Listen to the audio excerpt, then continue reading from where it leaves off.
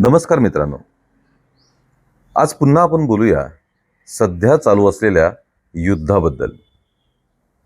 Actually युद्धाबद्दल नाही, कारण युद्धात काय चालू आहे, कोण कोणावरती कसा हल्ला करताय, किती क्षेपणास्त्र डागलेत, कोणत्या भागाचं काय नुकसान झालं, हे तर आपण न्यूज चॅनलमधनं इतर सोशल मीडियावरनं बघतच आहोत. आज आपण या युद्धाच्याच भारतीय अँगलबद्दल बोलूया.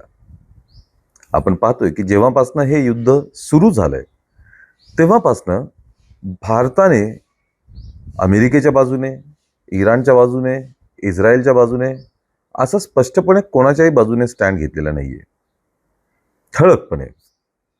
पण भारताने एक खूपच स्तब्धता घेतलेली आहे, सायलेन्स, काहीही बोलायचं नाही, अशा भूमिकेत भारत आहे. आता हा सायलेन्स जो आहे त्याचा फायदा किंवा या सायलेन्सचा जर अर्थ काढायचा झाला तर ही सरळ सरळ इस्रायल आणि अमेरिकेच्या बाजूची भूमिका आहे असं म्हणावं लागेल. याची काही कारणं आहेत. ते कारण म्हणजे अलीकडेच श्रीलंका आणि भारताच्या समुद्र मध्यभागात अमेरिकेने पाणबुडीद्वारे हल्ला करून इराणचं एक जहाज आयरिस देना याला उद्ध्वस्त केलं, पाण्यात बुडवून टाकलं. त्यात 87 इराण नेव्हीचे ट्रेनी ऑफिसर्स आणि खलाशांचा मृत्यू झाला. आता भारताच्या पाण्यात असं म्हणता येईल, कारण श्रीलंकेने या बुडणाऱ्या जहाजाचं रेस्क्यू ऑपरेशन केलं. त्यातल्या 30 ते 32 जणांना जिवंत बाहेर काढलं, त्यांना वाचवलं, श्रीलंकेला नेऊन त्यांच्यावरती उपचार केले आणि बुडालेल्या लोकांचे सुद्धा मृतदेह त्यांनीच बाहेर काढले. आणि त्यानंतर त्यांनी सोशल मीडियावरती जे म्हणलंय त्यात त्यांनी स्पष्टपणे उल्लेख केलाय की आउटसाइड श्रीलंकन वॉटर, म्हणजे श्रीलंकेच्या पाण्याच्या बाहेर ही घटना घडली. आता श्रीलंकेच्या पाण्याच्या बाहेर म्हटलं तर ते भारतीय पाणी, बरोबर. हे सगळं झाल्यानंतर श्रीलंकेने रेस्क्यू ऑपरेशन केलं. आपली आर्मी, आपली नेव्ही, आपले एअरफोर्स तिथे पाठवली आणि रेस्क्यू सर्वांना केलं. आता हे जहाज भारताच्या निमंत्रणावरती 2 आठवड्यांपूर्वी झालेल्या मिलान या कार्यक्रमात सहभागी होण्यासाठी आलेलं होतं. विशाखापट्टणम येथे हा कार्यक्रम होता, मिलान कार्यक्रम. तिथे या जहाजाची प्रात्यक्षिकं झाली. तिथे भारताच्या राष्ट्रपतींसमोर इराणच्या नेव्हीने परेड केली आणि मग हे जहाज परत चाललं होतं. हे जहाज निशस्त्र होतं, याच्यावरती कुठलीही हत्यारे नव्हती, ना युद्धासाठी आलेलं होतं. तरीही अमेरिकन पाणबुडीने हे जहाज बुडवलं.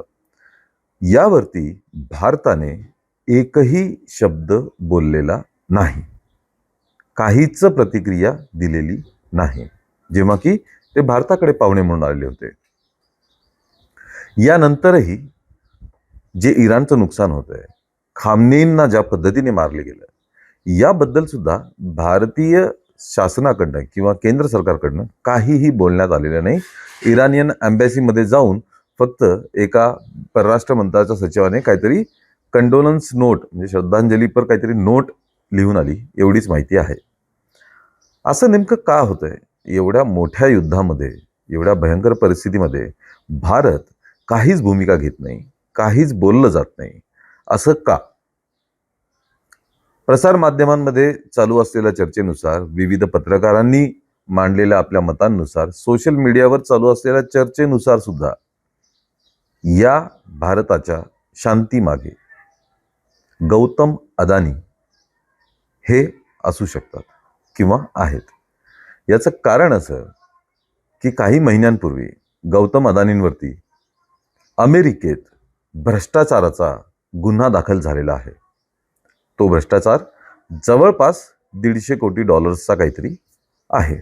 मोठी रक्कम आहे. एक्झॅक्ट आकडा कोणालाच माहिती असेल असं मला वाटत नाही, परंतु हा काही कोटी डॉलर्सच्या घरातला हा आकडा आहे. गुन्हा दाखल झालेला आहे, गौतम अदानींना नोटीसही आलेली आहे आणि तो खटला चालणार. अशा परिस्थितीत जसं की अख्खा देशच म्हणतो, विरोधक तर नेहमी म्हणतच असतात की गौतम अदानी हे मोदींचे फार जवळचे, मोदींच्या फार जिव्हाळ्याचे संबंध असलेले आहेत. आता त्यामागे जी काही कारणं आहेत त्याबद्दल आपल्याला बोलायचं नाही आहे, कारण तो एक खूपच वेगळा विषय असू शकतो. त्यामुळे आपण त्याबद्दल न बोलता आपण नेमक्या फक्त या घटनेबद्दल बोलूया. जर भारताने इस्रायल आणि अमेरिका विरोधी भूमिका घेतली तर गौतम अदानींना याचे परिणाम भोगावे लागू शकतात. कारण आपण बघतोय की अमेरिकेने टेरिफ लादलं, टेरिफ वॉर झाला जवळपास. भारताचं बरंच नुकसान झालं त्याच्यामध्ये. भारतीयांना तिथे भारतात अमेरिकेतनं कसं साखळ्यांनी बांधून आणि हातपाय बांधून अमेरिकेत परत पाठवलं, त्यावरही भारत काहीच बोललेला नाही. तर हे सगळं, या सगळ्या मागची कारणं आहे की भारत हा अमेरिकेच्या किंवा ट्रम्पच्या, स्पेशली विशेषतः डोनाल्ड ट्रम्प यांच्या विरोधात काही भूमिका घेतच नाही किंवा काही बोलतच नाही. विरोधकांच्या मते आणि काही ज्येष्ठ पत्रकारांच्या मते यामागे हे सर्वात प्रमुख कारण आहे की गौतम अदानी यांच्यावरती अमेरिकेत खटला दाखल आहे. जर भारताने किंवा भारतीय सरकारने ट्रम्प आणि अमेरिका विरोधी भूमिका घेतली तर त्याचा सरळ सरळ परिणाम हा गौतम अदानीवरती होईल. आणि मग यापुढे न बोललेलं बरं, कारण की तो आपल्या चर्चेचा विषय नाही आहे. पाहायला गेलं मित्रांनो, तर इराण हा अमेरिकेपेक्षा भारताच्या नेहमीच जवळचा राहिलेला आहे. अगदी स्वातंत्र्याच्या काळापासून, म्हणजे नेहरू, इंदिरा गांधी, राजीव गांधी, मनमोहन सिंगांपर्यंत या काळात सुद्धा आपण जर बघितलं तर भारताने अमेरिकेच्या विरोधात नेहमीच कणखर स्टँड घेतलेला आहे. जेव्हा देवयानी खोब्रागडे हे प्रकरण झालं होतं, तुम्ही सर्च करून बघू शकता नेमकं ते काय प्रकरण आहे. देवयानी खोब्रागडे यांचं जेव्हा प्रकरण झालं होतं, त्या प्रकरणानंतर मनमोहन सिंगांनी थेट अमेरिकन एम्बॅसी किंवा अमेरिकेचे इतर जे केंद्र आहेत त्यांची सर्वांची सुरक्षा काढून घेतली होती आणि अमेरिकेला ठणकावून सांगितलं होतं की तुम्ही देवयानी खोब्रागडे यांना सन्मानाने भारतात परत पाठवा, आणि तसं पाठवल्याही गेलं होतं. त्यामुळे आजची भारतीय सरकारची जी भूमिका आहे त्यामागे आपल्याला विचार करावा लागेल. कारण इराण हा नेहमीच भारताचा मित्र राष्ट्र राहिलेला आहे.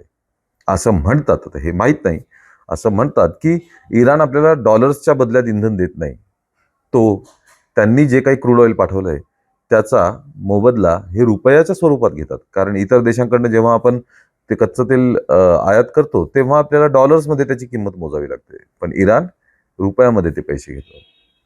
पण मग भारताची भूमिका अशी का का आपण उघडपणे इराणचं समर्थन करू शकत नाही किंवा उघडपणे अमेरिकेचं सुद्धा समर्थन करू शकत नाही? इतक्या मोठ्या युद्धात ज्या पद्धतीने भारत एक प्रमुख राष्ट्र आहे, त्यांनी जे स्टँड घ्यायला पाहिजे तो स्टँड भारत घेताना आपल्याला का दिसत नाहीये? तर अदानींच्या नावाची यामागे चर्चा आहे मित्रांनो. असं खरंच आहे का? तुम्हाला काय वाटतं हे तुम्ही कमेंटमध्ये नक्की कळवा आणि चॅनलला जरूर सबस्क्राईब करा, व्हिडिओला लाईक आणि शेअर करा.